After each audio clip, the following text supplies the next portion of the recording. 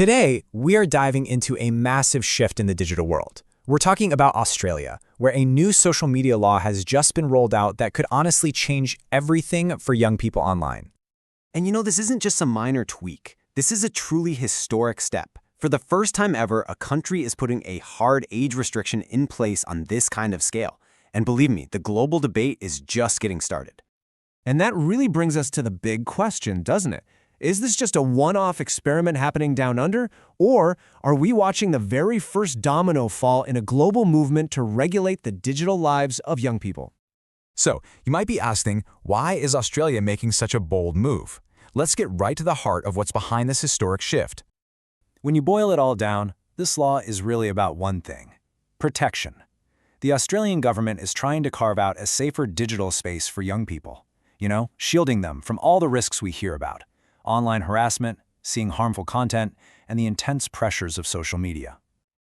Okay, so we get the why, but what about the what? Let's break down exactly what these new rules actually are. Now, this is interesting. Officials aren't really calling it a ban. Instead, they're framing it as a social media delay. The whole idea is to give young people more time to build up that crucial emotional resilience, to get some coping skills under their belt before they have to face the pressures of online life. So the magic number here is 16. That's the new minimum age for using social media in Australia. And what's really important is that this is a hard limit. There are no exceptions, and parents can't just give consent to get around it. And this isn't just aimed at one or two apps. Nope, this law covers a huge range of the most popular platforms where teens spend their time. We're talking the giants like Facebook and Instagram, but also places like Reddit and even streaming services like Twitch. So how do you get these big companies to comply? Well, this law has some serious teeth. Any company that doesn't enforce the age rules could face fines up to 50 million Australian dollars. That's a pretty powerful reason to take this seriously. Australia's Prime Minister Anthony Albanese was crystal clear about it. The message is simple and direct, making it plain that this isn't just a guideline, it's a firm rule, and the hope is that it gets young people to engage more with the world offline.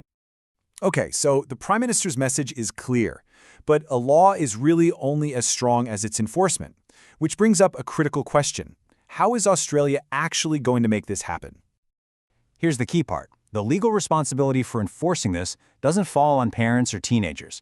It falls squarely on the social media platforms themselves. It is now their legal duty to police their own user base and verify ages. And we are talking about way more than just asking for a birth date. Companies are expected to use a whole layered process to verify age. Things like analyzing selfies, checking IDs, and even using AI to analyze behavior. That is a pretty substantial technological task for these platforms. But let's be realistic, there's a big hurdle. Tech-savvy teens have always been good at finding ways around digital walls. The big question now is whether even these fancy methods can stop the usual workarounds, like using a VPN or borrowing an older sibling's account. And that is exactly why the rest of the world is watching Australia so closely right now. This is much more than just a domestic policy. Everyone is looking at this as a huge, real-world test case for regulating social media globally.